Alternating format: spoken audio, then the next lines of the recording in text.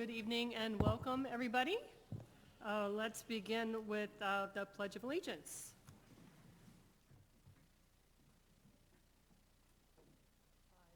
Allegiance to the flag of the United States of America and to the republic for which it stands, one nation, under God, indivisible, with liberty and justice for all.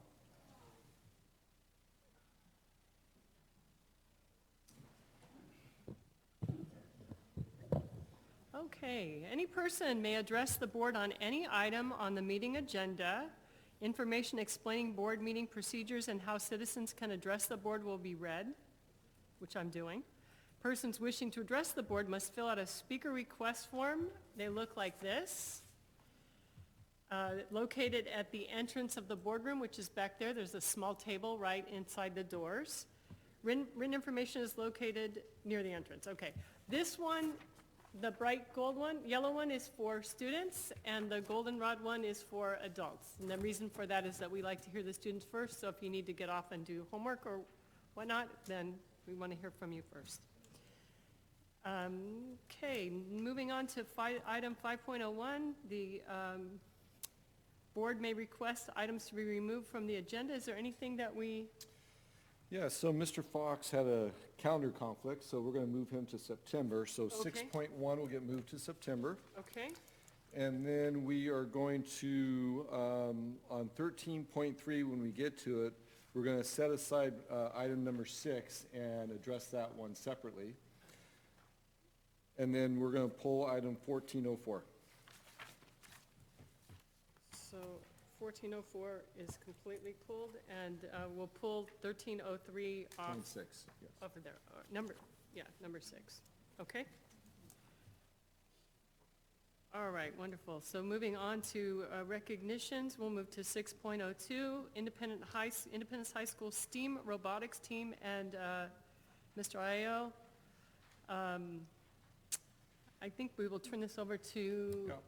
So it's my great pleasure to introduce the robotics team from Independence High School, who had the opportunity to not only win competitions throughout the state of California, but over the summer they were able to go to Houston and win their international division. So we have the robotics team here. We have Coach Jack Aiello, who's going to say a few words. I'd like to invite Bjorn Berg, the principal, up, and then invite the board down to help pass out the certificates and take a group photo. So, Mr. Aiello, to the front there, please, and the board, let's invite you down, please. Yeah, let's hear him. Yeah. Let's hear from him first. Good evening.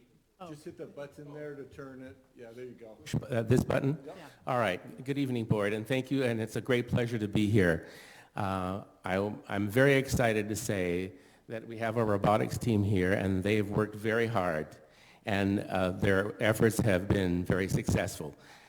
We have to also take the time to thank our principal, Mr. Bjorn Berg, for helping us financially to be able to get to this successful point. The kids, in their efforts to get to Oklahoma, where this event was, spent a considerable amount of their time during the summer getting ready. And then when we got to the competition, we were all excited, and it's a week-long competition, and we had to deal with a whole number of difficulties and challenges. Their robots were not functioning properly at the beginning, crashing into each other, falling over, and it looked like a great deal of expense and effort was put into this program, and it wasn't going to necessarily show, as a result, a lot of success, even though they worked very hard. But things turned on us, and they turned for the better.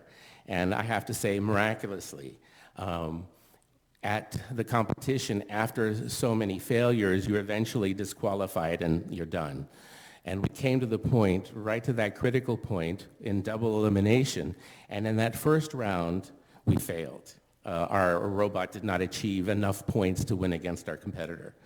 But for every successive, for 6 consecutive times, we won, we won, we won, we won, we won.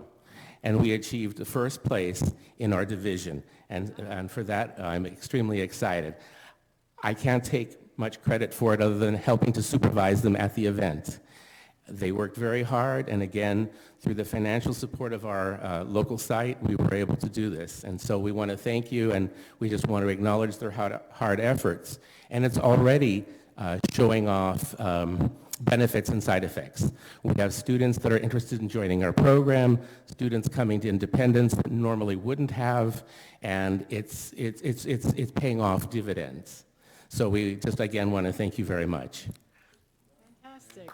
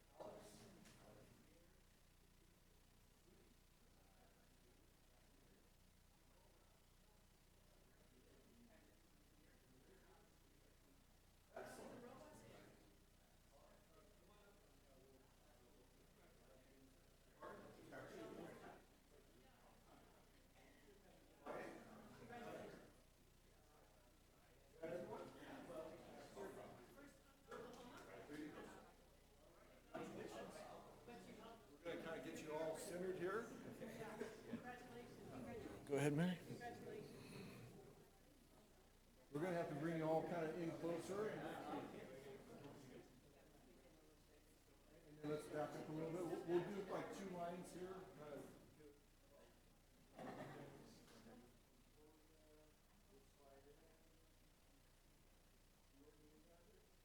Mary, are we good?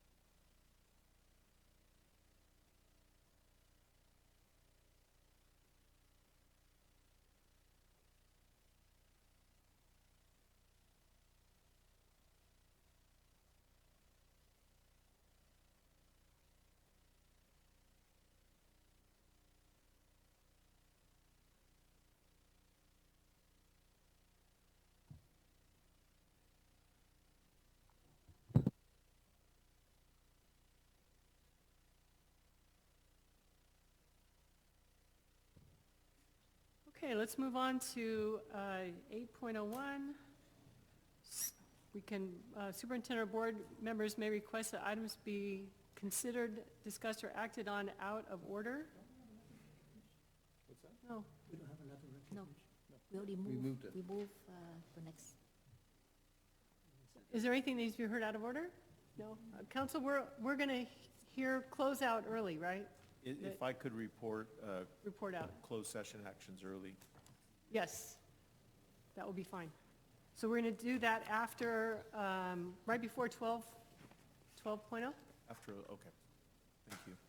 After, After item 11, the 11 items. okay. Thank you. 8.02, presentation, discussion, and/or action to receive Citizens Bond Oversight Committee's 2017-2018 Bond Program Annual Report for measures G, E, I, Technology I, and Z. So I'll have Mr. Christou introduce this, please. Thank you. I'd like to introduce our vice chairperson for our Citizens Bond Oversight Committee, Bud Lamonaco, to come up and present to the board the annual report on our very successful bond program. So let me introduce Bud.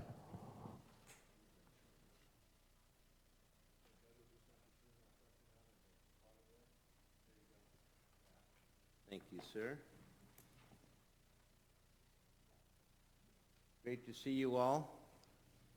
Good evening, Board President Cortese, members of the board, Superintendent Funk. What an awesome team. This is awesome. My name is Bud Lamonaco, and I'm currently the Vice Chair of the Citizens Bond Oversight Committee here for the district, and I'm here to present the Citizen Bond Oversight Committee annual report to the board, as required by Prop 39. I'd like to take a moment and introduce all the CBOC members who came tonight to be in support. Could you stand for a moment, those that are here from the Bond Committee?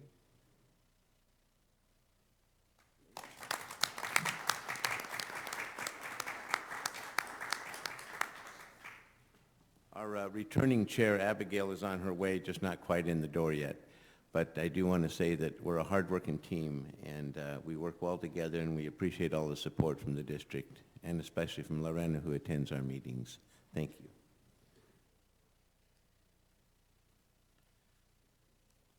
The 2019 annual report covers the fiscal year of June 30th, 2017 to July 1st of 2018. And there'll be some slides presented on the screen to my left. I'd like to take a few minutes to highlight the key components of the report. The first page of the report is the introduction page, reiterating the vision of the committee through a joint statement. It also presents readers with highlights of insights into different aspects of the bond program as they can find within the report. On the next 2 pages of the report, we provide backgrounds on the 5 bond measures, G, E, I, Tech I, and Measure Z. We have listed the names of community members who served on the committee during the 2017-2018 year.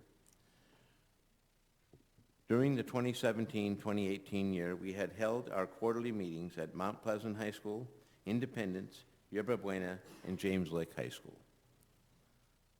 On page number 4 and 5, the Chief Technology Officer, Randy Phelps, provided an update on the progress and achievements of technology initiatives at Eastside Union High School District.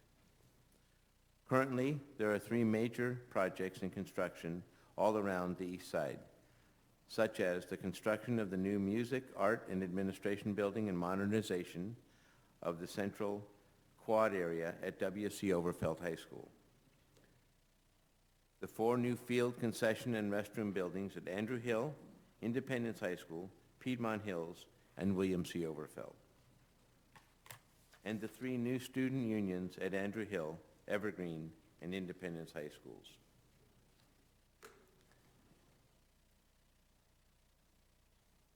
These projects are captured on pages 6 and 7 of the report, including the rendering of the W.C. Overfelt Music, Art, and Administration Building, which is found on page 6. Pages 7, 8, and 9 show an updated list of completed bond-funded projects. Projects completed since the last annual report, published in the August 2018, are highlighted in red ink or red writing. Page 10 is the section about your community at work, detailing the information about why the community should get involved in the bond program at Eastside, how to get involved, and where to find more information about the bond program and the Citizens Bond Oversight Committee. The financial information in the report is on pages 11 through 13. That report includes an overview of Measure G, Measure E, I, Tech I, and Measure Z.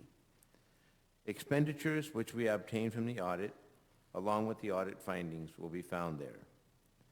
We are very pleased to report that there were no deficiencies or unallowable expenses discovered by the audit. We commend the district for its diligence in this area. We have also updated the sample annual tax bill on page 13 so that readers living within the district boundaries can understand how to determine how much they are actually investing in education through the bonds.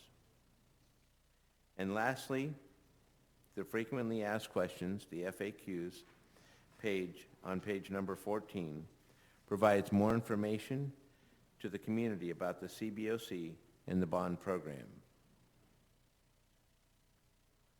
I want to thank you again, the board, and to the committee for providing their input, and to the subcommittee for their hard work on getting this annual report completed. It is our understanding that if accepted by the Board of Trustees, the annual report will be posted online on the district's bond program website and disseminated by the district staff to the community by providing paper copies at each school, in the administration office, and to parent community outreach specialists for back-to-school night. The electronic version of the report will be widely distributed through email to the newspapers in the area, the greater area, including East San Jose, neighborhood newspapers, the feeder school districts, their boards, and the superintendents. Also to the Santa Clara County Board of Education, all board members, the local elected officials, the community college trustees, and the presidents of the local colleges. Members of the audience tonight can grab a copy, which looks just like this.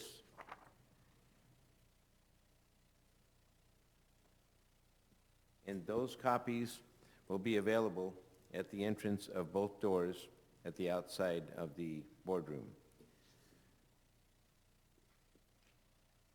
At this time, I present to you the complete packet, and thank you very, very much. Thank you so much for the presentation, Bud, and thank you for your service. And to the rest of the committee members, thank you so much for your service. I know this is all volunteer work, labor of love, I hope, but we really appreciate it because it makes this possible for us. Thank you, and we're happy to do it and support our schools and our students. Thank you. My colleagues have any questions? I also want to say that this hard work could not do without all of your commitment and dedication from committee members, and especially from the parents of the student in Eastside. I'm very excited to see a lot of improvement in our Eastside district, and I cannot say that all of your hard work, but I knew you for many years, and you still continue to work and support our students. So congratulations. Thank you. For the good work. Happy to do it. Thank you. Just, again, I look at a report, it seems like, yes, you are a very hardworking committee. You not only you spend so much hours, but also the work you put in here is very well thought out. Again, you are the ones that keep us accountable for the work we do here, representing the community. And just want to thank you again for your work. You're welcome. I've had the pleasure of being at these committee meetings with each and every one of you, and the work that goes into all of this that we see, it's not captured, right? We meet every trimester, but I know there is a group that meets diligently throughout to make sure that there's systems in place, to make sure that we speak to each other, that we onboard each other as volunteers. That takes a lot of time, a lot of energy, a lot of purpose, right? And so really, really grateful for the team and all the work that you do day in and day out, literally. In that, again, it doesn't show in these presentations, but just know that your work does not go unseen. I also want to take this opportunity to thank Julio Lucas and his team that support the bond committee. Because of the team, we're able to work really effectively together and welcome our volunteers to make sure that we have a strong CBOC committee. So thank you for your work as well. Know that it is seen and it's appreciated. So thank you all. Thank you, Lorena. And likewise, it's impressive over the years to witness the work of the CBOC. You function at a very high level, and the professionalism is really evident every time you report. And so the community is really fortunate that we have actual watchdogs and people of the community who are doing this caliber of work. So thank you so much for the work that you do. You're welcome, Manuel. I do want to make a comment. The fact that we meet at the school sites is just horrendous as far as the opportunity. In the beginning days, we just met here in the boardroom, and that was nice, but we didn't get to really see the nuts and bolts and kick the doors, the tires, as they say. So it's a really great idea. And those of you that do attend from time to time, including our superintendent, are just so welcomed and so appreciated. So thank you again. Absolutely, and I just, a year ago, the board had faith in the staff to internally bring the entire bond program in-house. And I think a big reason for that is the work of the CBOC and that relationship that we have with our staff. And I was at the last bond meeting, and I just appreciate the dialogue to try to present an annual report that is easy to use for our readers. So the subcommittee that worked on that and the staff that put this together, I think it's one of the best we've had ever. So thank you so much. Thank you. Thank you, Chris. I also want to echo that Lorena Chavez has done such a good job that make the selection with the help of staff, New Nguyen, for the CBOC committee members. And I know that took a lot of time from you, Lorena. And I know that I sat with you and we went over all of this name. And we kind of like struggle, some of the position. But finally, we got all the name of committee member. And that is why I'm really happy. And congratulations. Thank you. Thank you, Vaughn. Thank you, everybody. Thank you very much.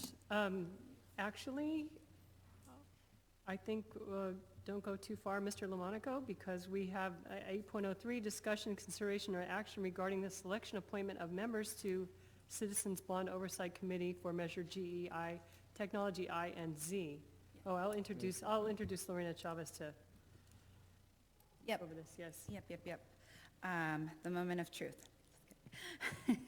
So we are pleased to make a recommendation for 5 new committee members. Well, some that have been with us for some time and are going to be with us for an additional term.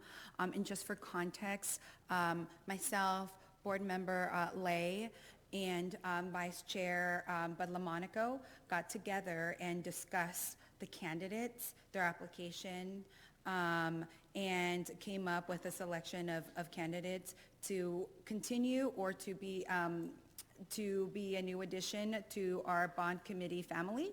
And we want to recommend to the Board of Trustees here the following candidates to be a part of our bond committee this upcoming year.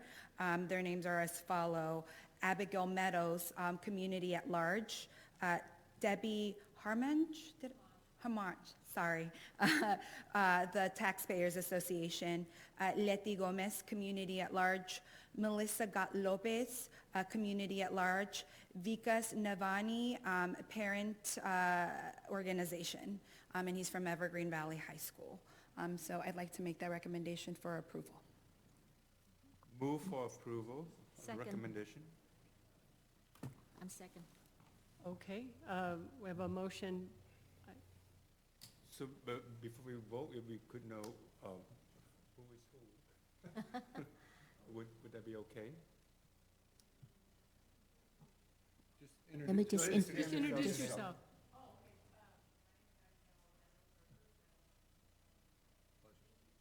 You're the chair, aren't you?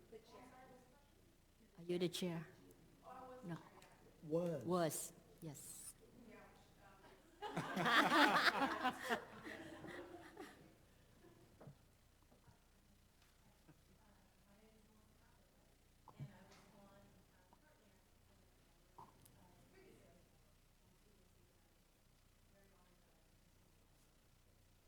Great,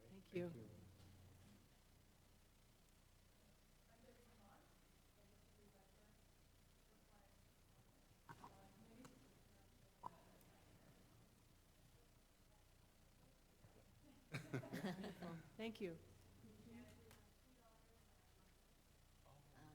Okay, great. Okay, so we haven't actually taken a vote, so I have a motion by Nguyen, second by Lay. All in favor? Aye.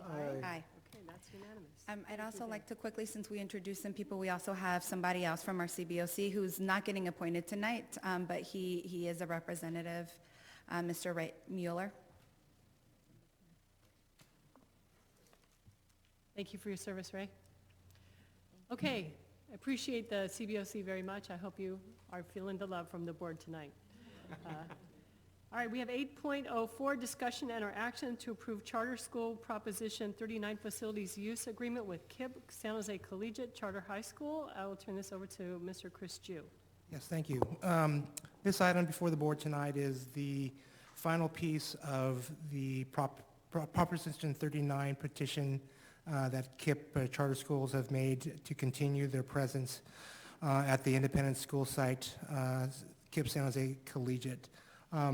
We are requesting that the board approve the agreement for another one-year term. Essentially, nothing has changed as far as the number of classrooms that they're requesting to use based on the size of their population. So before you tonight is the facilities use agreement for consideration. So we just need a motion, okay? So moved. We have Second. A motion by Herrera, second by Chavez. All in favor? Aye. Aye. Okay, that passes unanimously. Moving on to 8.05, discussion and or action to approve Charter School Petition 39 Facilities Use Agreement with KIPP Navigate Charter High School. So this is essentially the same. Similar. Similar, okay. So similar to the previous item, this is for KIPP Navigate Charter School located at Oak Grove High School. This is again a one-year agreement to fulfill the Proposition 39 requirements. As you recall, last year the board approved an agreement with KIPP to allow them to open their first year at Oak Grove under KIPP Navigate. So this coming year, or this current year, they have added their sophomore class to the cohort, and so they've obviously increased their student population, and as part of the facility use agreement, are now occupying additional classrooms in comparison to the past year. And these classrooms are in a new, on a new site, is that right? And these are the existing classrooms that are there. As you also recall, besides KIPP, Summit Tahoma also shares the facility over there. So This is for this year. for the current year, correct? Got it, okay. All right, so we just need a motion. Move for approval item 8.05. Second. We have a motion by Nguyen, second by Chavez. All in favor? Aye. Okay.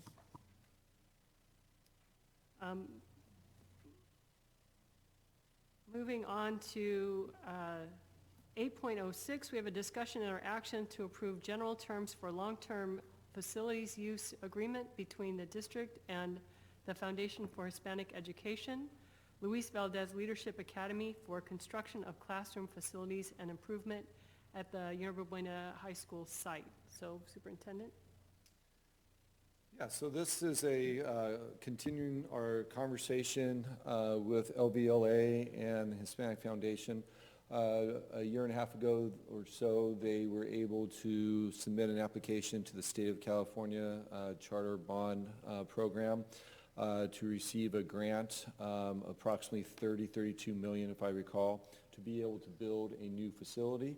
That application did go through the board and was signed off by the board. And they actually earned that grant. So we're in the process of working very collaboratively on working out all the different negotiations and aspects of this project. This is simply a term sheet that allows for a context for the conversation to continue. They're early agreements. They're not locked in stone, but it's a working document that will allow us then to negotiate a long-term 30-year lease that is required by the state of California to release the bond monies. 100% of the funding will be coming from the organization and not from Eastside.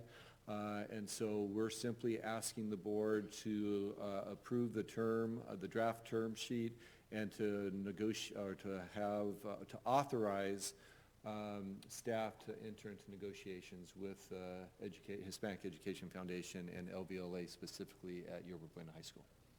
Move for approval. Second, I also want to make comments that I agree with the superintendent that there was a lot of great collaboration between the Jose Valdez and the school site, evidently to communication between the site and the staff there, and they were able to, Jose Valdez was able to, receive a lot of input and into developing their proposal and able to make some changes and so on. So we like to see that continue to go in the right direction, even though we're approving this tonight, but with the understanding that there'll be continued discussion to make sure that both sites are able to develop a project that they all can live with and also be happy with regarding the students and the staff and the community there. So. I'd also like to add, I've been part of the conversations and have really appreciated the thoughtfulness that has gone into this work. And I believe we mentioned this, but I want to make sure that it gets included in the, the legal agreements that, my understanding is that this school will complete the profile for the Foundation for Hispanic Education, and that you're not planning to bring another petition forward in the next 10 years or so.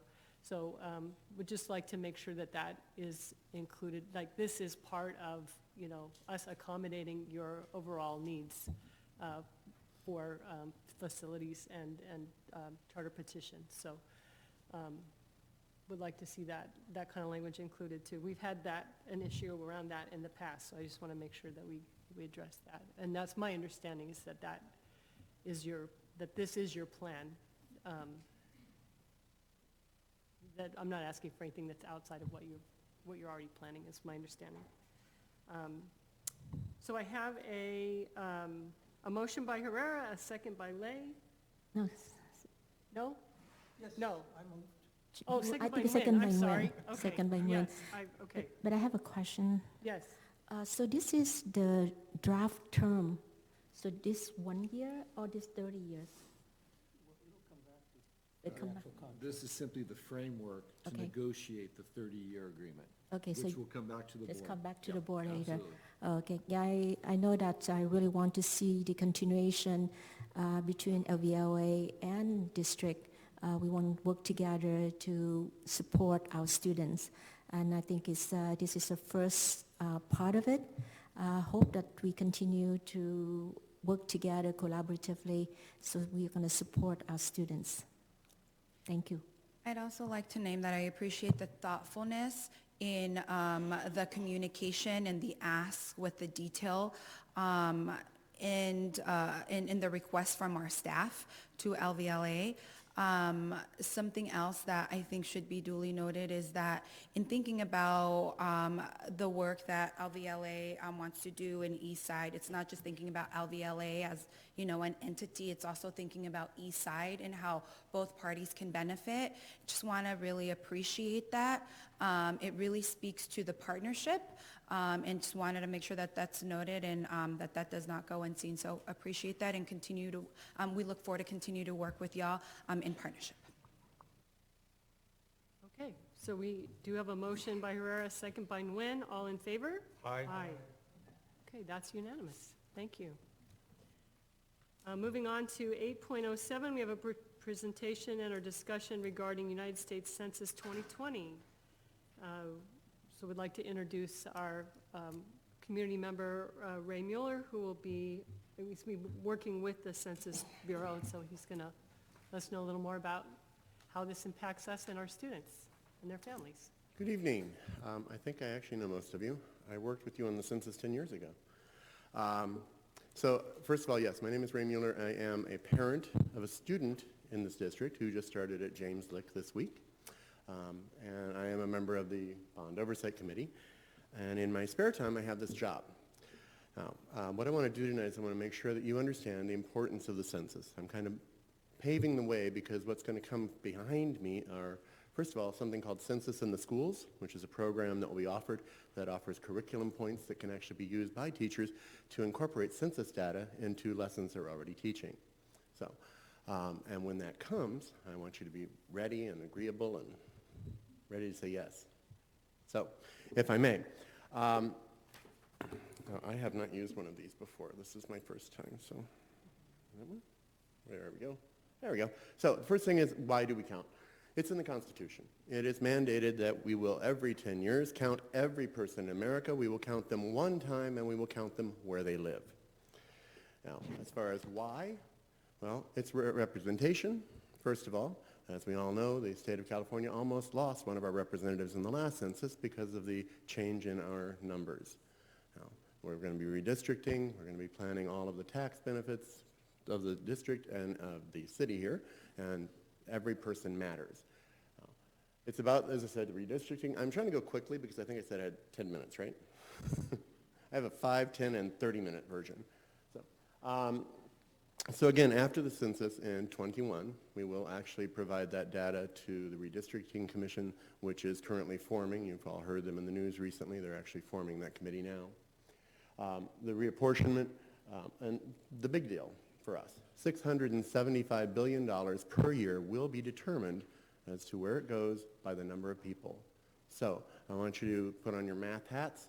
If each person is worth about $10,000 per year, and you lose one, it's only $10,000. You lose 10 and you've got what, 100,000, and you lose 100 and you're up to $1 million. Now, it is said that we lost 1% of the city's count last time. So 1% of 1.2 million is a whole lot of money. I think it came up to 1.3 billion possibly lost by the city of San Jose for people who were not counted in 2010. Now, a few new things. We've gone to the internet finally this year. People will be able to answer their census on the internet, by phone, or by paper. 75% of America will receive a postcard in the first couple of weeks of March with an identifying number for their home, and they can go online and they can fill in the census online. We're hoping that the majority of them will do that. If they should not, we will give a reminder twice in April, and then at the end of April, we'll start sending people out to knock on their doors. I'm going to be talking about the hiring coming up here in a little bit, so remember that point, because we're going to need about 3,000 people here to do that. Now, there are, as I said, are easier ways to respond. We are making it easy to respond from anywhere, and if a person doesn't actually get the postcard, they can still go in and respond even though they don't have that unique identifying number for their home. We are also doing the forms in various languages, 12 languages at this time. Help in other languages will be available through our online portal as well. Currently, we are, by the way, speaking of languages, as of today, we are looking for 2 people in the county, one who speaks Vietnamese and one who speaks Spanish, to help do this job here in the county. So if you know people that are looking, they can go to usajobs.gov. One of the biggest issues with the census is confidentiality.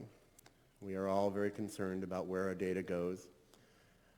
But the census actually is asking 10 questions, and those 10 questions are less personal data than most people will give to Facebook to get an account, or to DoorDash to get their pizza delivered.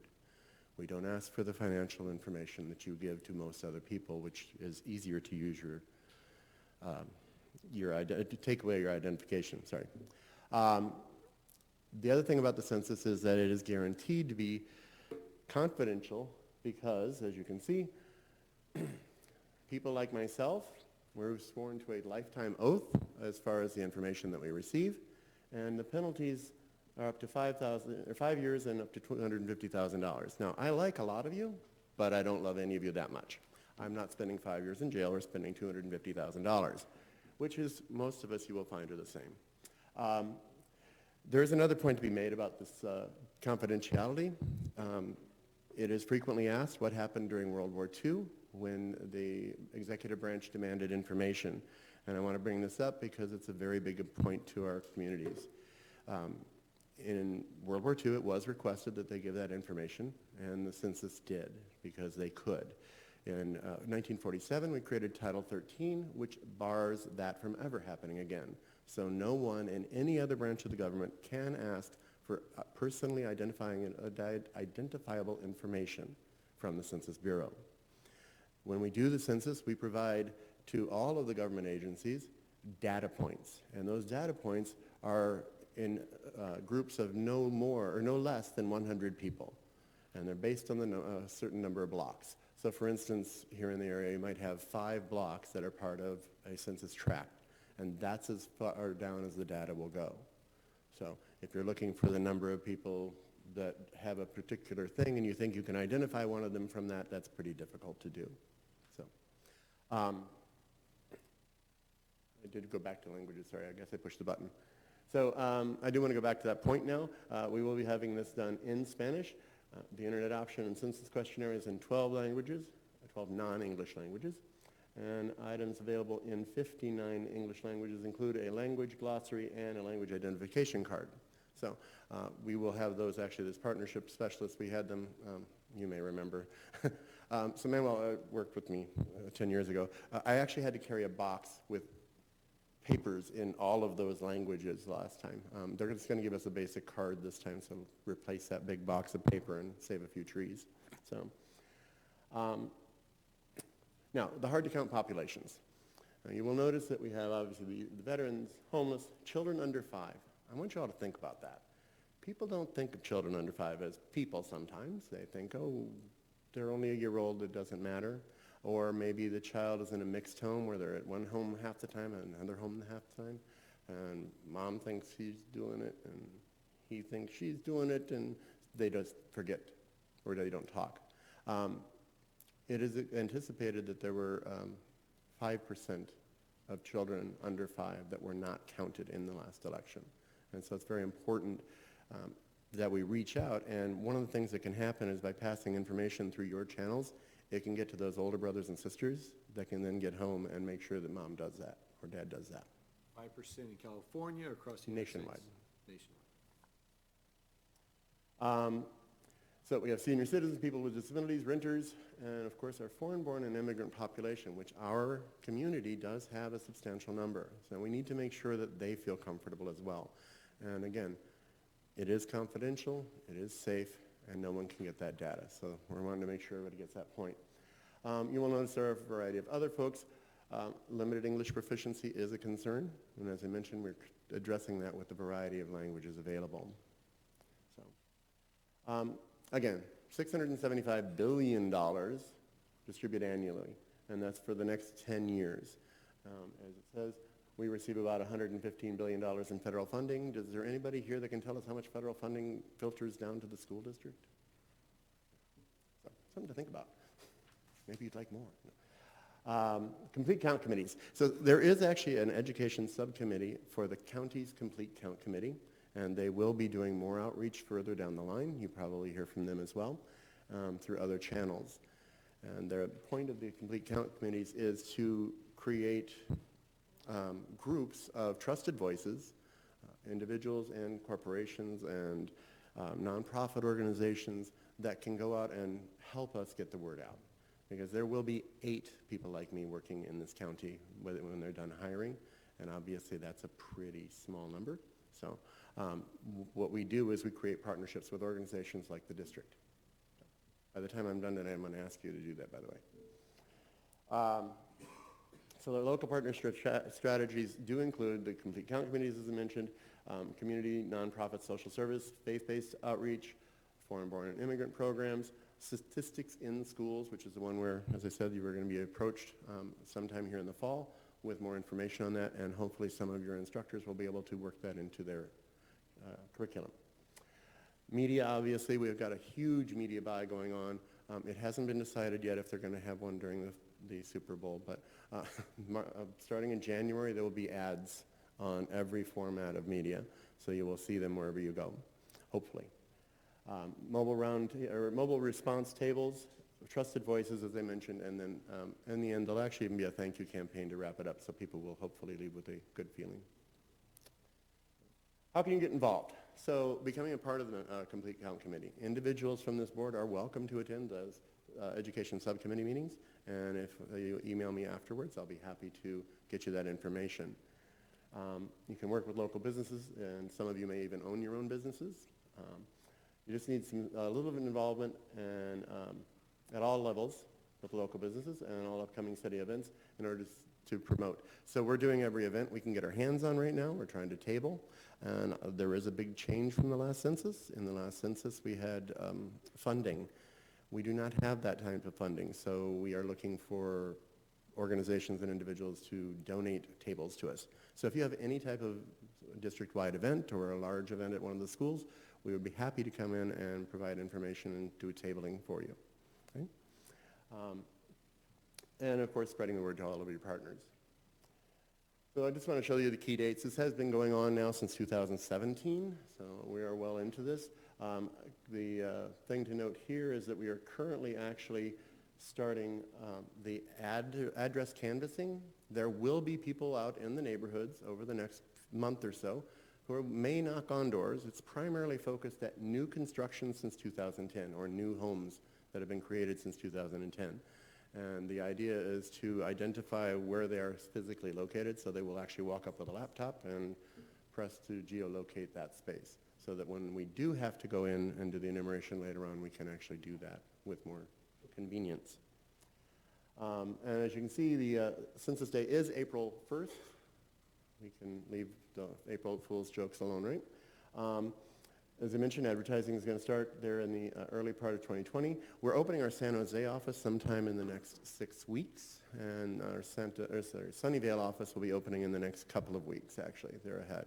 So there will be a local office for people to call and ask about jobs and such. Currently, by the way, the place to call is the Los Angeles Regional Census Center, which is, we're in that region. As I mentioned, we'll begin the self-response there in March. The April 1st is Census Day. Non-response follow-up will happen in April through July, and that's where people are out knocking on doors. And it's very important that people understand that if they don't want people knocking at their door, they should go ahead and do it in advance. The apportionment counts are required to be turned over to the federal government by December 31st of 2020. And as I mentioned, the redistricting counts go out March of 21. So I am putting out some information here. We do have recruiting and staffing that we're going to be doing. So 2018 is gone, 2019. So address canvassing field staff, that 300 is actually hired at this time. They will be hiring replacements occasionally between now and that 6 weeks because people do tend to leave jobs at times. Wave 2 is going to be the Area Census Office, ACO. And they'll be hiring about 100 for San Jose and about 100 for Sunnyvale. They have not yet hired those folks. In addition, then the non-response follow-up staff, and that actually is a little low. We're going to be, as I said, hiring 3,000 in this county between now and March. And those jobs do go for $30 an hour to $33 an hour, depending on the job they have. The recruiting of information, so you can apply online, and you can find the jobs located at 2020census.gov. The qualifications, everyone must be a U.S. citizen. They must pass a background check, which does include fingerprints. There is a veteran's preference, so if you know any veterans that are needing a short-term job. And supervisory manager experience is very helpful because there are a variety of supervisory spots between me and Los Angeles. So this is all underway. For those of them that would like to get jobs like mine, the website is usajobs.gov, and for all of the other jobs would be on 2020census.gov. So we need to start generating the community's readiness. We need to make sure they're aware it's coming and be prepared to do it and be comfortable doing it. We're going to work to mobilize communities with our committee and our partners. And please invite me to your meetings. I am actually the team leader for the area, so if I can't make it, we have other people that I can get to come in. We do have people currently that have language skills in Korean and Mandarin, so if there are anyone with any specific in those, we have people right here in the county. And for the other languages, we have them in either Alameda or San Francisco County or San Mateo County, so we can bring them in, so if you have anything language specific. Kind of quick question, Ray. Are these full-time jobs, part-time jobs, and are they? What's the age requirement? I mean, are these jobs our students could fill? 18 and older. They are required to be 18 and older at the time that they're working. When they apply, they can apply. They can put their application in early, but their application would not be accepted until they're 18. And since most of the hiring is happening in December and January, people that want to go ahead that are turning 18 this fall could in fact do that. And they are, evening and weekends are prime. So, you know, you want to catch people when they're home, evenings and weekends. So the students would be a welcome addition. Actually, so would the teachers, just to be honest. If the union people are here, I'd be happy to give you more information. So, as it says, oh, I must have sent you the wrong one. That's got Robert's information. So I'm going to replace Robert Davila with Raymond.C.Mueller. And my phone number is actually different, if you'd like to write that down. And it's a Los Angeles. If you simply update the PowerPoint, then we'll update it online. Okay. And if anybody in the audience would like my number right now, it's 818-983-2995. So, are there any questions? I know that might be a little behind the times, but there was at some points a lot of concern about the question of citizenship. Has that been resolved, and how do we address that? The Supreme Court resolved that on our behalf, and the day after they did, we started printing the forms without that question. Okay. So it's important for all of us to let our communities know that the census is coming out will not be asking about citizenship. The decennial census, held every 10 years, will not ask that question. It is also important to note that the American Community Survey, which is done by the Census Bureau ongoing, and I know 2 people in the last 2 weeks that have gotten it myself. The American Community Survey is the old long-form census, and it goes to about 10% of the population each year. It has had that question on it for years. So, it's the one that has the how many bathrooms in your house questions, that level. I was wondering who's responsible for advertising to ethnic media? So we do have a national office that deals with the advertising directly. However, if you get in touch with me, I would be happy to get the information up the line that media is interested in partnering. Yeah, because I think it's important for local media. We have much more impact into this type of issue and consensus, you know. So I think it's to advertise to local media is very powerful. Absolutely, absolutely. Okay, I will contact They are a you. trusted voice. And so actually, in our partnership, we will also be reaching out to those businesses and asking them to partner with us and maybe do some of this, you know, some of this information, get it out without being paid. Okay. All right. Thank you, Ray. So, Anything else? are there any questions? Thank you very much. Very well. Appreciate it. I do actually have one more fact sheet I wanted to hand out, and it is a partnership fact sheet for schools. It gives you a little more information.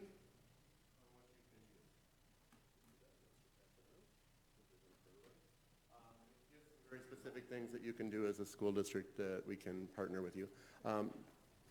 One of the things we did last time, actually, Mr. Herrera helped arrange us to an event at Independence. We came out for the afternoon. We had a national promotional campaign at that time, which we don't have that, but we do have the partnership people. And we went in and spoke in the classrooms and spoke to some of the students. So if any of the principals would be interested in that sort of thing, again, reach out to us. All right? Thank you. Thank you so much for your time.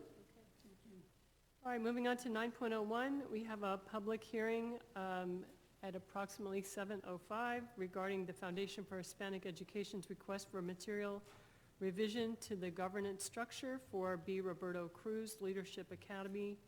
Turn this over to Mr. Vanderzee. Yeah, so tonight we have 3 public hearings and then 3 action items for you all that all stem from the same change. So the Foundation for Hispanic Education is, which has 3 schools chartered through this board, has made material or changes to its governance structure, which is different, and a material revision to their initial petition. So tonight, what they are here tonight is to share with you what those changes in the governance structure are.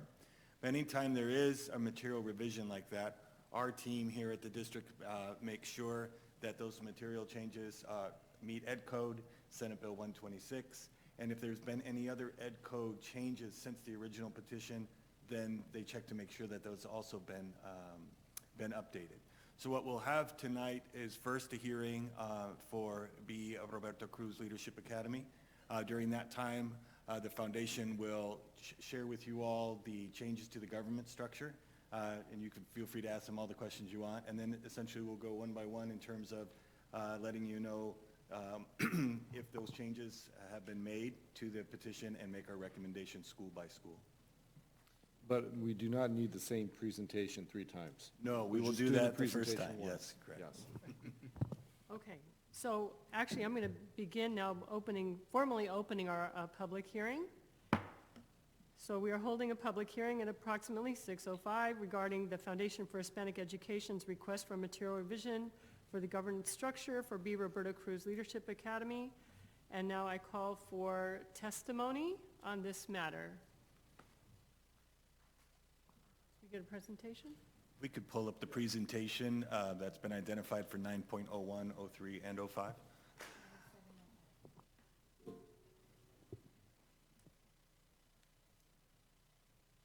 Attachment to this agenda item?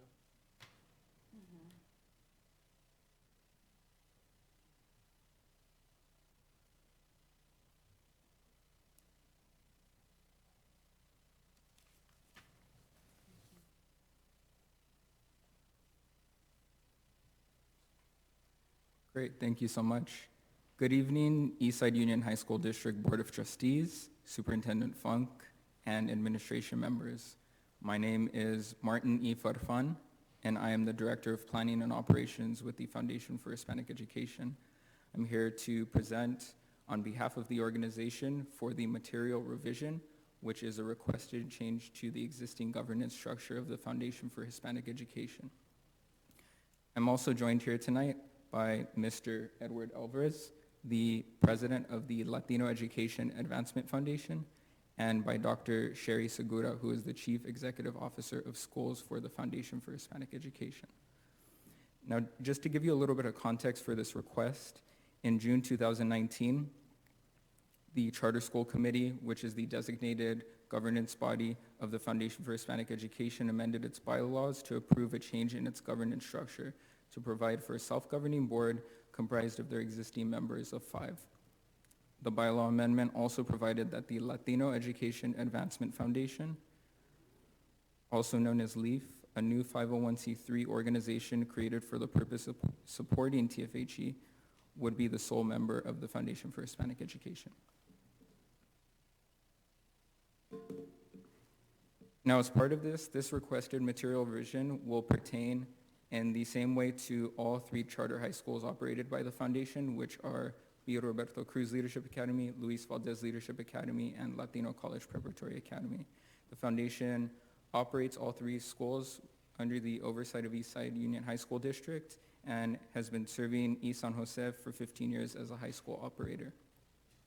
All schools have been subject to all applicable education code, legislation, and compliance items that have been enacted to provide guidelines to charter schools in the region.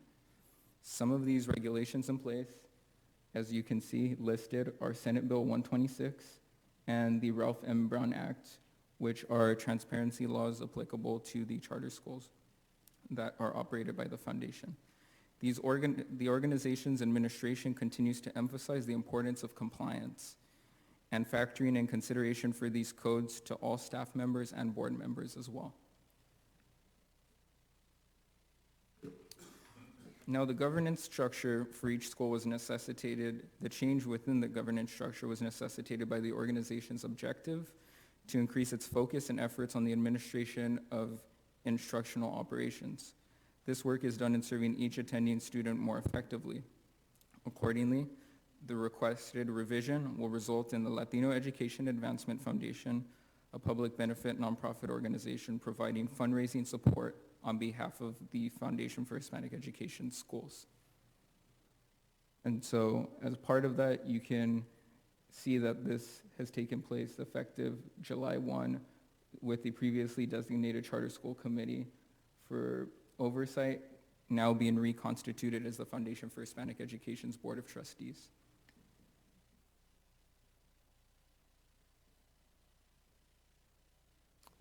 Now, as a result of these requested changes, the Foundation has been working closely with the Eastside Union High School District staff in meeting the requirements for the material change process for all 3 school sites. Each charter petition has been updated with revisions coming to the sections of governance, human resources, the organizational chart, assurances, affirmations, and several accompanying appendix sections as well. The recorded approvals of the Charter School Committee and the Foundation Board have been received for each corresponding change as of June 2019. We have also agreed with the Eastside Union High School District staff members that the bylaws of the foundation will be further amended to provide for specific compliance with Senate Bill 126. That action will occur at the next regularly scheduled meeting of the foundation's board. Additionally, per the request of Eastside staff members, our legal counsel has also reviewed each comprehensive document and ensured that all education code or legislation that has been enacted since the time of our last charter petitions being approved has been added in order for them to be up to date and to each corresponding section. We are committed to continuing to provide the utmost level of transparency to remain compliant with all applicable regulations as they are updated. And I just wanted to end by saying thank you to all of you. Thank you to your oversight staff, Dr. Lucretia Peebles and Ms. Kristen King, that have been very responsive and provided excellent direction during the entire process. And it's been a pleasure to work with you all, so thank you. Thank you. So this being a public hearing, I need to call for speakers a second time. Calling for speakers a third time. Any questions or comments from the board? Just for clarification, really the main or the key change is for the so-called Charter School Committee effective July 1st to become the board of trustee for the foundation. And that's what it is. Is it correct? So there'll be no more, so as of July 1st, there'll be no more Charter School Committee. Yes, that is correct. The existing members of the Charter School Committee, that group of 5 members, will now be referred to as the Foundation for Hispanic Education Board of Trustees, and they'll no longer be just the designated committee, but they'll be the effective Board of Trustees. Thank you. Okay, and with that, the public testimony on this matter is now closed. So now we move on to 9.02, discussion or action regarding the Foundation for Hispanic Education's request for a material revision to the governance structure delineated in the charter petition for B. Roberto Cruz Leadership Academy. This is where I need a motion and a vote. Move for approval. Second. Okay, I have a motion by Herrera, a second by Nguyen, who was the loudest. All in favor? Aye. Okay. Now, as the superintendent and Mr. Vanderzee outlined earlier, we are going to be doing this 3 times, but we'll be doing this quickly because we just had a very thorough presentation. So now I'm opening our second public hearing. This is for 9.03, holding a public hearing at approximately 7:14 regarding the Foundation for Hispanic Education's request for a material revision to the governance structure for Luis Valdez Leadership Academy.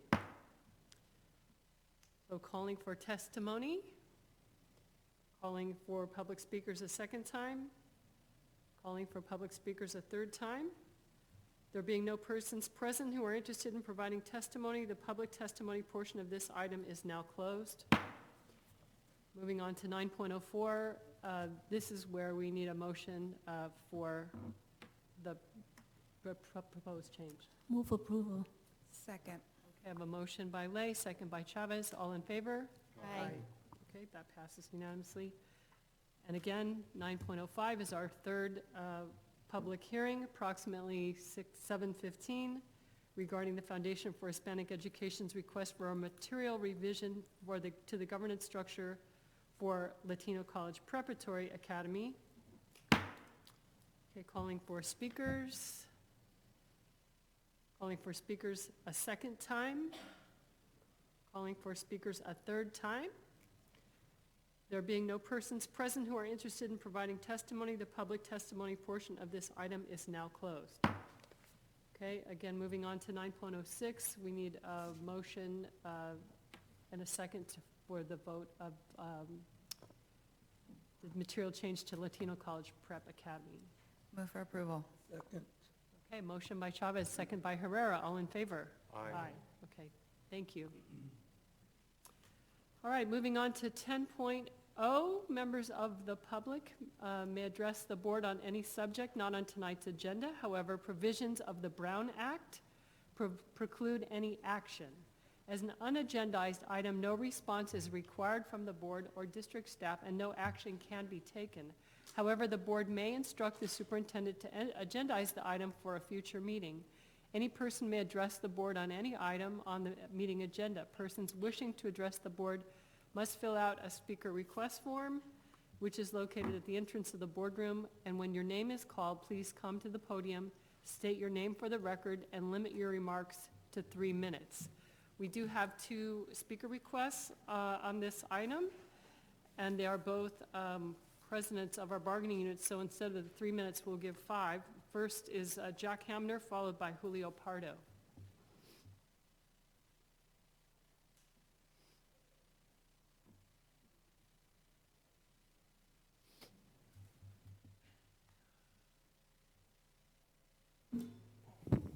Oh, man, I'm a little tall for this. Hey, good evening. Welcome back, everybody. I'm Jack Hamner. I'm the president of the Eastside Teachers Association. I just wanted to tell everybody about one thing that happened this last few weeks. We've had about 2 or 3 members that have had a lot of health issues, some serious issues, things that are going on in their personal lives, and I had to sit down and do an intervention type thing with one of our teachers, and John Rubio came up with a great idea how to try to support and work around this issue with our member and with some other ones too, and Chris gave the stamp of approval, and I can't really go into personal details, but if we had humanitarian awards, we would be passing those out to all of you tonight. So, you know what I'm talking about, right? And hopefully we'll be back next month at this meeting to pay tribute to a few of them.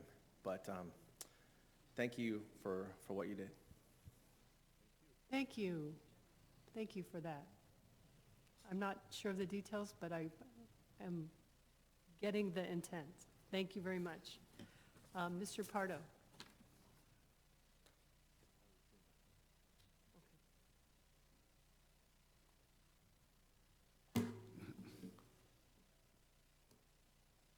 No, it's not all written. Julio Pardo, President, East Foothills Chapters of California School Employees Association. So it's another school year. All of our employees are back. At least I hope they're all back. And you know, things have started out really well. At least at my school, things have started out really well at Andrejo High School. But there, you know, and really, I know a lot of people are happy because our last checks for some of them had almost a 7% increase. So that was nice for them. And those of us that are 10-month employees coming back, we're going to see that in our first check, so that's going to be very nice. But there is some concern, of course, about the fact that we know this district's in trouble and the potential that layoffs may have to occur. And I say may, I won't say shall, may have to occur at the end of the school year. So because of that, I have been allowed to meet with the various sites and departments in the district to find ways that maybe the classified staff can help with not having such a devastating effect on our employees and on the district. Currently, I have met with transportation and with maintenance and custodians as to what we can do. And of course, in such a short meeting at the last minute with them, we really weren't able to develop full-blown ideas, but some suggestions have been put forward, which I have talked to them about, and we are hoping to develop further so that we can hopefully talk to you in October as to what we would hope we can do to help prevent some of these layoffs. But the main idea I've talked to our employees about is what can we do as classified employees to help the district? And second, what do we feel the district can do if they might follow some of our ideas?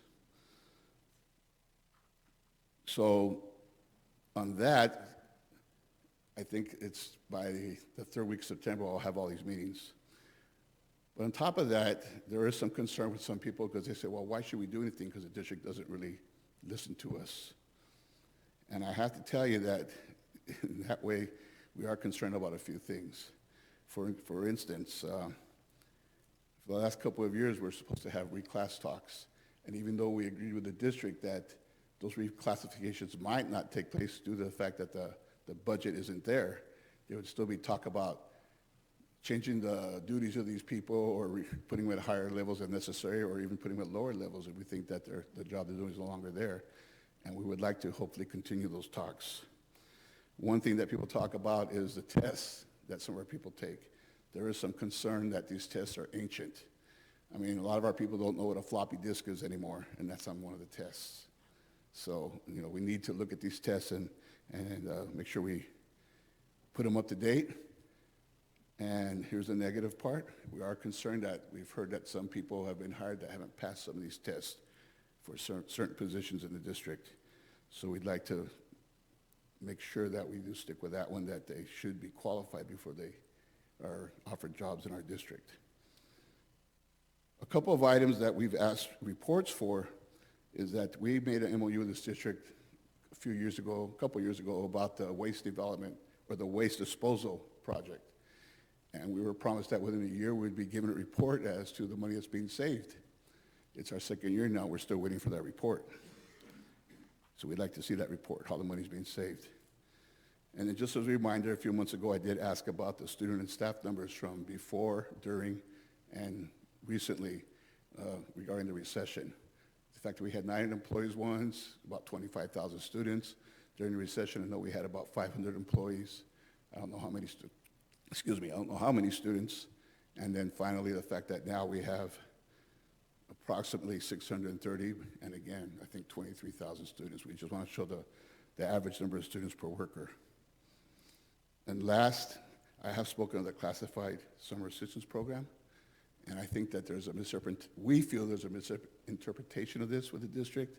We'd like to go a little more inquiry into this and discussion because we feel that it is something that this district can help out some of our employees with. And the last thing is the fact that if these cuts are made, I just need to remind you that our people help keep some of our students here that need their social services. Our people help feed students that sometimes that's the only meal of the day they get. And the fact that our people help keep the facilities running, because I can recall when we were shorthanded, the fact that we've had a ceiling collapse because it just wasn't taken care of. It was Mickey Mouse and it was being fixed. And we had a floor leak that was really bad at one time. So on that, thank you very much. Thank you. I just want to appreciate all the CSEA, what you've done, and your willingness to work with us. So thank you for that. And if I may also, Mr. Pardo, if you need more time with certain groups, we'll be glad to schedule that for you. Just let us know. And Mr. Pardo, thank you for being proactive. That really matters. So just know that we appreciate that. Look forward to the ongoing conversations.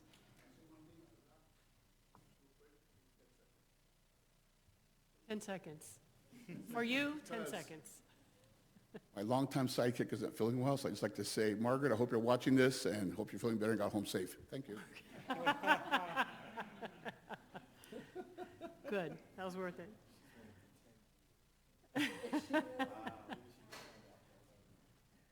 All right, moving on to 11.01, discussion and or action to adopt proposed amendments 2019-2020 board meeting calendar. So we have the calendar. The calendar has already changed many times, and I went through this calendar on my personal calendar and noticed some errors. So hopefully all of you, my board colleagues, have reconciled this latest calendar with your calendar, but mostly I just need a motion right now. But on this particular one, it's just changing the study session from October to September. Okay, thank you. You're waiting for a motion. Yes, please. Move for approval. Second. A motion by Chavez, a second by Herrera. All in favor? Aye. That's passes unanimously. 11.02, discussion or action to, regarding naming of football field at Oak Grove High School. Superintendent. So every so often, we receive requests from school sites to name a specific building, athletic field after a retired individual, coach, teacher, combination of such. We've done this before at Overfelt, Mount Pleasant High School, Piedmont, James Lick, Andrew Hill. And the latest one before you is for Oak Grove High School to name the football field after Eddie Bowler, the Eddie Bowler Field. Eddie was a 30-plus year athletic director, PE coach, PE teacher, and high school football coach, won several CCS titles. So there's a specific board policy to follow for a school to do, to make this recommendation. There has to be recommendations for it. There has to be a formal proposal. It has to go to school site council for their approval. And then an outside advisory body has to follow and make the determination that the board policy was followed and all the documentation is in place. And then that advisory committee also makes a recommendation. So in this case, the advisory body was from Overfelt. It was a principal, it was a classified person, a teacher, a parent, community member, and their recommendation is to approve the proposal to name the Oak Grove High School football field Eddie Bowler Field. Any comments or questions, or we need a motion? Move approval. Second. I have a motion by Lay, second by Chavez. All in favor? Aye. That passes. 11.03, discussion and or action to receive first reading of proposed amendments to Board Bylaw 9270, conflict of interest. Hand this over to Mr. Ju. Yes, yes, thank you. As you recall, last June, the board had several readings to review the 9,000 series of the Board of Trustees bylaws. During that period of time, Board Bylaw 9270 was not reviewed nor changed at that time. There wasn't any significant changes to the language.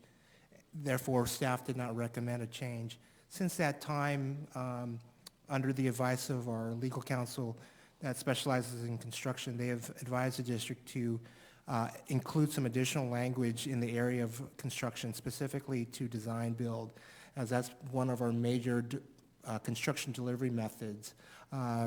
Council has recommended that some additional language be added to the existing policy to address any potential conflicts of interest. And so tonight, before your review are the red line changes to incorporate the additional language to specifically deal with the design build, but also consequently, as we all know, that from time to time, CSBA does make minor revisions to the policy. So we've also incorporated some of the minor changes that were suggested by CSBA. So before you tonight for first reading is those revisions. In reviewing this, I actually came across some language that I was kind of startling, and so I asked our counsel about it, and he assured me that it was okay, but I thought I would bring it up to the whole board so that it's not just a private conversation between he and I. And the language was, however, a board member shall participate in the making of a contract in which he or she has a financial interest if his or her participation is required by the rule of necessity or legally required participation pursuant to Governance Code 87-101. Anyway, it just sounded to me like, you know, you can't participate if you have a financial interest unless we really need you to. And so that was kind of concerning to me, but Council, if you could elaborate a little bit on what the extenuating circumstances are that allow for that? Yes, so by statute and by state regulation implementing the statute, there is this rule of necessity or legal requirement for participation, but it is a very narrow rule, and it's implemented only if there exists no alternative source of decision, I'm reading from the regulation, no alternative source of decision consistent with the purposes and terms of the statute authorizing the decision, which is clear as mud. But what happens is there may be instances where there's not an available quorum to vote on a matter because in this case, it would be 3 members all possess a financial interest in the matter that is before the board, but it's an item on which the board must take an action on to implement. So in that case, the rule of necessity would say that all 3 members have financial interests, but if they were forced to recuse themselves from voting on the item, the district would not be able to take an action. So in that case, the board, each of those board members would have to identify as part of the record of this district, their financial interests, and then the board, the full board, could take a vote on it.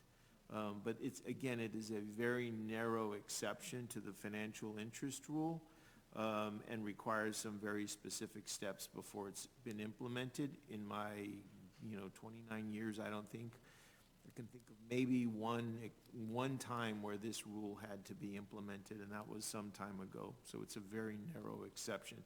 It cannot be used or implemented to break tie votes if one member has a financial interest.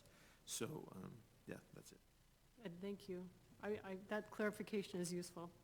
So that was the first reading, so there's no action tonight, and we are now at the end of the 11 series, so I will ask council to give us our report out of closed session, so you may carry on with your life.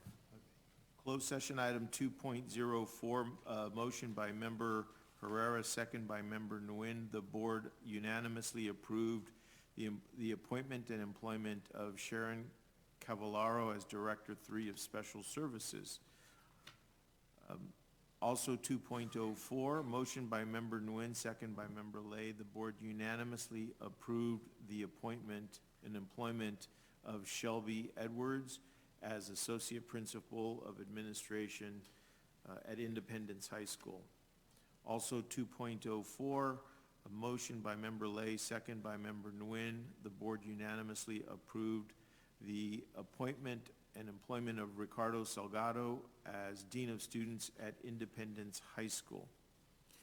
Also item 2.04, motion by member Herrera, second by member Chavez. The board unanimously approved the appointment and employment of Andrew Campbell as Associate Principal of Administration at Piedmont Hills High School. Also 2.04, motion by member Herrera, second by member Nguyen. The board unanimously approved the employment and appointment of Michael J. Payne Alex as Associate Principal of Administration at Santa Teresa High School. Also 2.04, motion by member Lay, second by member Herrera. The board unanimously approved the appointment and employment of Marco Osuna as Associate Principal of Administration at Yerba Buena High School. Item 2.07, motion by member Herrera, second by member Nguyen. The board unanimously approved a settlement agreement and general release between the district and Martha Martin del Campo and Alex Martin del Campo on behalf of themselves and their student, the terms of which include the reimbursement of up to $100,000 in education services, which will include attorney's fees upon proof of payment to the district, and then waivers and releases. There are no further actions to report. Thank you.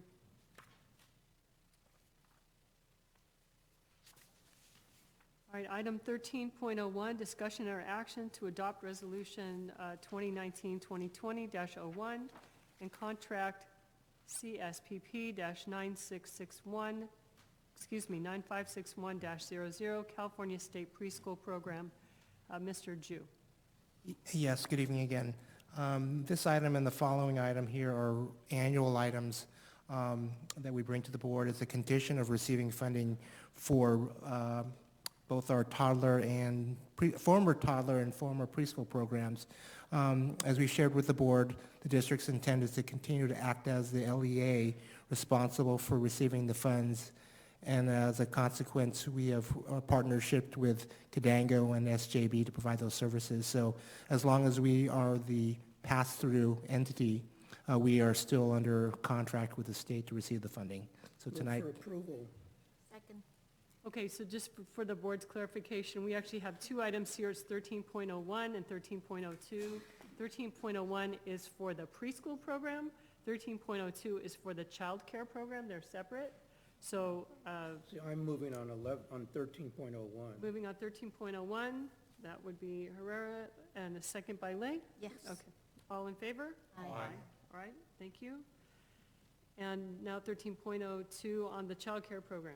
Need a motion. Moving for approval. Second. Motion by Lay, second by Herrera. All in favor? Aye. Okay, passes. 13.03, discussion or action to approve the contracts for professional services over 25,000, but we are pulling number 6 off of this list, correct? That's correct. For discussion or to For bring it back discussion. later? Okay, It's just a point of Clarification. okay, so, Mr. G, would you like to clarify that? May I please? Yes. Yeah. So staff has requested that item number 6 on 13.03 be pulled momentarily just to provide some additional clarification. Staff had been informed that as printed in your board agenda, item number 6, the math computation did not quite add up correctly in regards to the total amount of both the original amount of the contract, including now the 4th revision or the 4th amendment. So I'll draw your attention to item number 6, County of Santa Clara Probation Department. The original contract amount was $102,586. However, the previous amendments did not total the $355,000 as printed. The total revision, the total 3 original amendments actually totaled $252,414. So we had a mathematical computation there. So the total amount, which is printed as $455,000, total really should have been $445,000. So I believe there's a transposition of the final number, but it is noted that the total amount for the 3 previous amendments did not total the $355,000 as printed in your agenda. So the grand total of the amended contract is $445,000, not $455,000 as printed. I also have a statement I need to read regarding 13.06, 13.03, A little number 6. closer to your microphone. Oh. So I also have a statement that I need to read relating to 13.03, number 6, is that I have been informed by council that I have remote interest in this item because this item relating to the County of Santa Clara Probation Department, and that I have been employed by the County of Santa Clara for the last 19 years, even though I work for the County Behavioral Health Services Department, which is completely from probation. However, they both entities under the county. Also, I need to share that I have not been involved in negotiating with any of this agreement, and that legal counsel informed me that I am allowed to vote on this matter, and that I'm requesting that this disclosure that I'm making, that the disclosure be included in the minutes.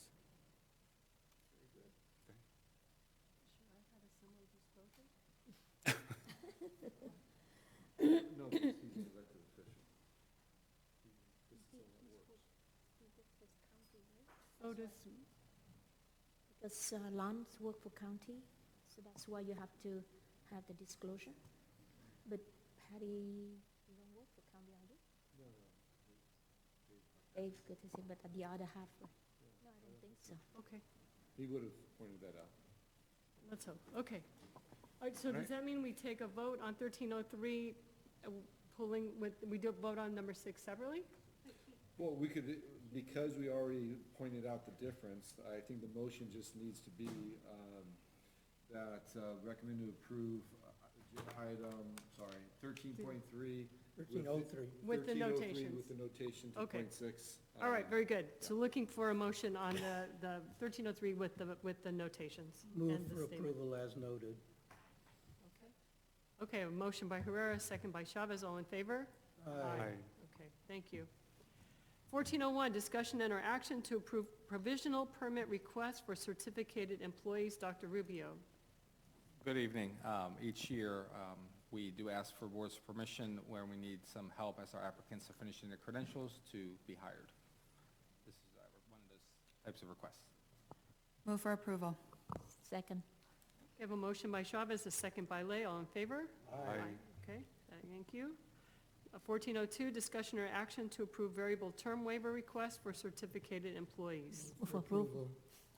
We have a motion by Herrera, a second by Lay, all in favor? Aye. Thank you. 1403, discussion and or action to approve new certificated administrative job title and salary range for adult education coordinator. Move. Second. Does this need any explanation?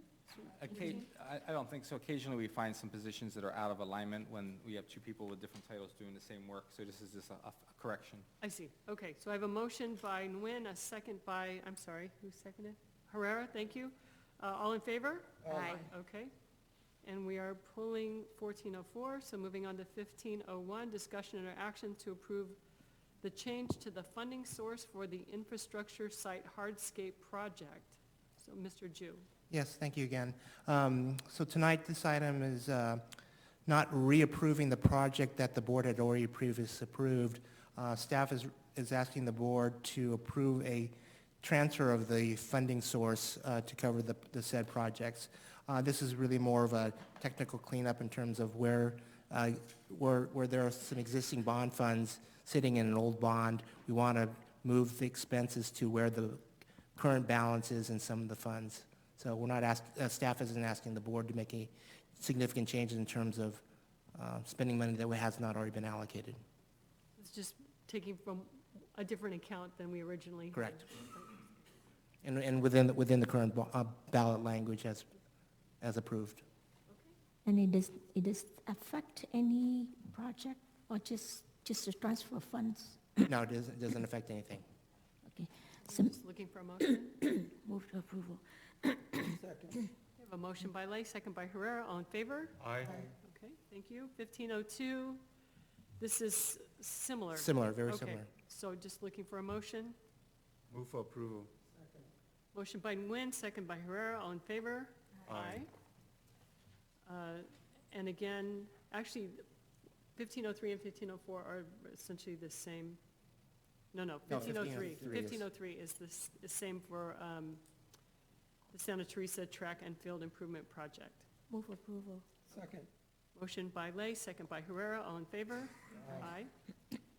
And then 1504 is discussion or action to approve the bond capital projects contracts over 50,000. A motion by Herrera, second by Nguyen. All in favor? Aye. Aye. That's, now we're up to the consent calendar. Anyone need to pull anything off the consent calendar? Move for approval of the consent calendar. Second. A motion by Herrera, second by Nguyen. All in favor? Aye. All right. Moving on then to item, let's see. 21, written reports. Any comments on written reports, questions? All right, 22, this is the opportunity for board members to request future agenda items. Can I request a safety plan? I know that every year district has done a report for safety plan, but Now it's just been in my mind, has a lot of shooting out there, and I have very concerned. Even though that we have a plan, but how do we apply, and how we protect our students? Because that's just really main concern that I have right now. And is your specific concern around potential active shooters? Yes. Okay. Any other requests for future items? Alrighty then. Ask for comments. Tonight I will start in my right. No comment.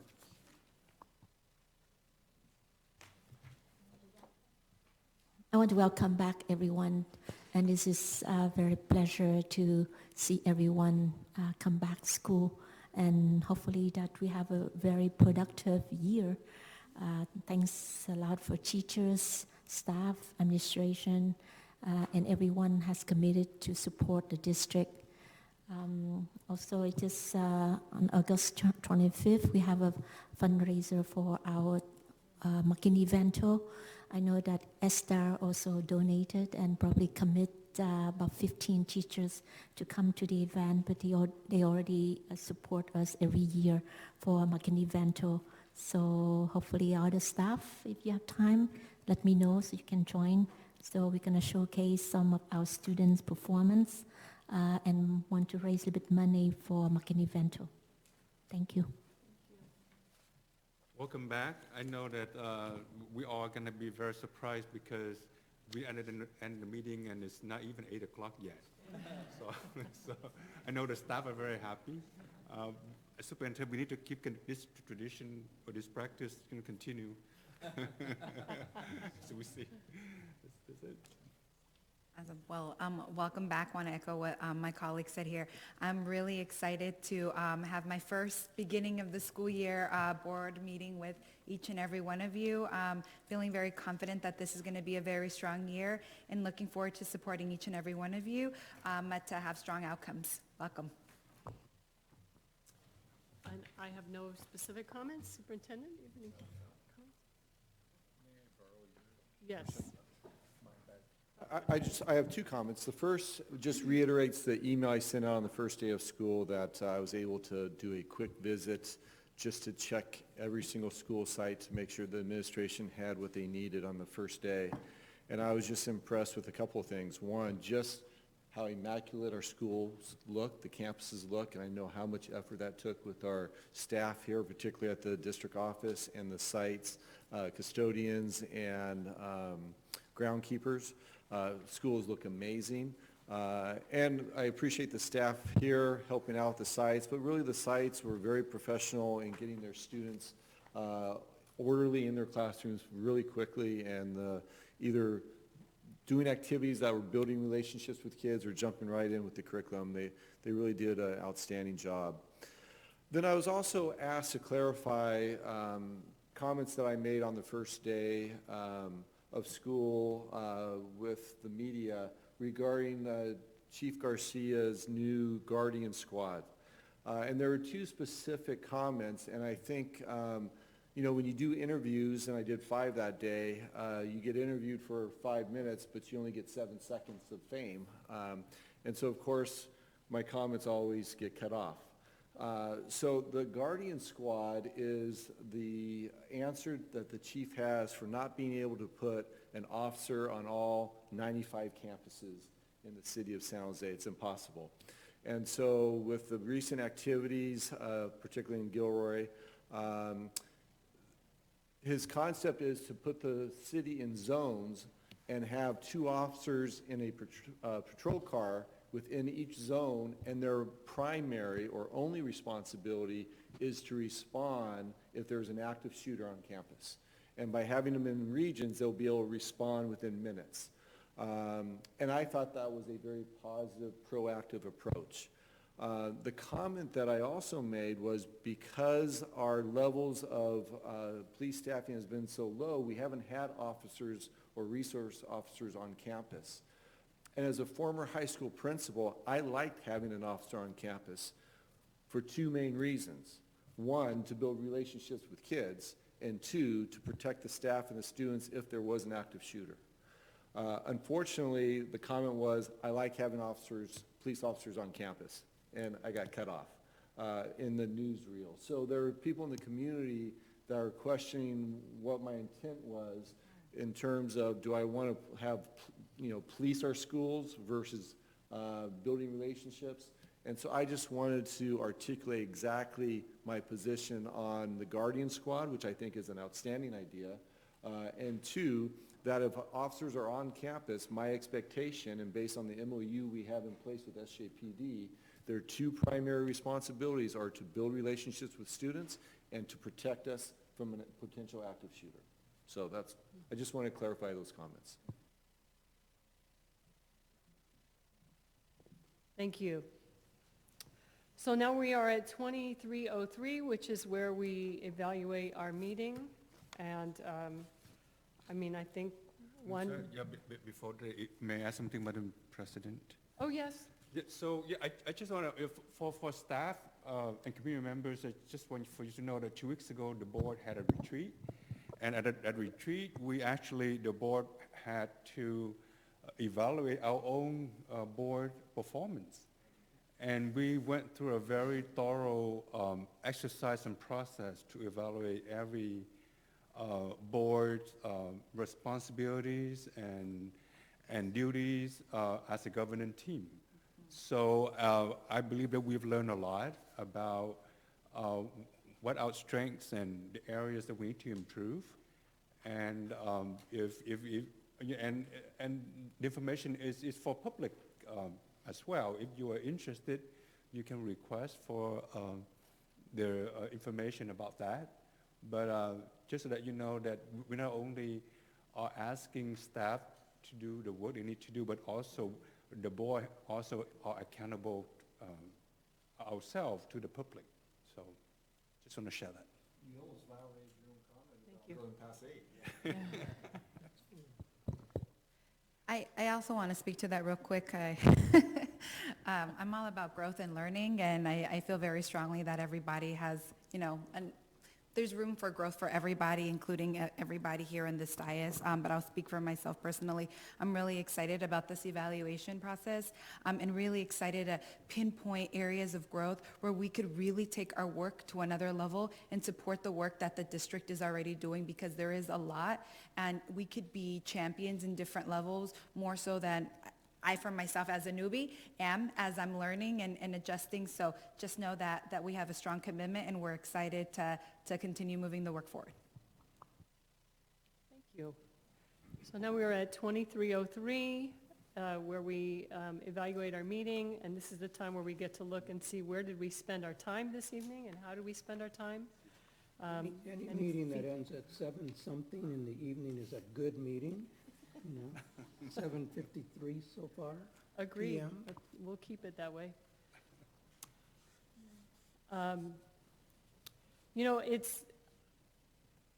They say that boards should spend 65% of their time talking about student achievement, and this early in the year, it's difficult to, because we don't have a lot to work with regarding student achievement, so that didn't unfortunately come up much tonight. We have a lot of, operational items, but I'm happy that we got through them relatively quickly. So I don't know if anybody else has any other comments? Yeah, and I think also, I just want to be clear, these items went quickly. It's not just because we're like, let's move. Like I'll speak for myself, like I read through this agenda item and I know what I'm voting for, so please don't be under the impression that these board members just go just to move the meeting quickly. No, it's important that we know what is happening, and also, obviously, as an outcome, to move the meeting quicker. That's just one of the outcomes, but we do take the digesting and really looking into what it is that we're voting for very seriously. Any other comments on our board meeting evaluation? Okay, then we are going to adjourn this public meeting, and the board is actually going to, I'm reminding you, resume closed session. Actually, we recess back to Oh, executive session and exactly. adjourn when we come back out. Okay, thank you, yes. Okay, we are recessing back to closed session, and we will adjourn the meeting formally when we are concluding our closed session discussion.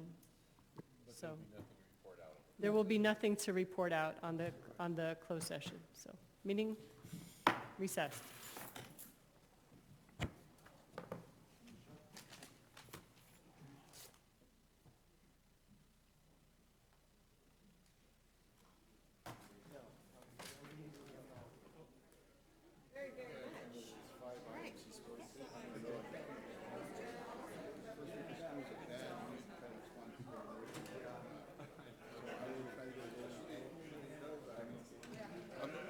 I'm going to solve things if we, doing this first time. Yeah.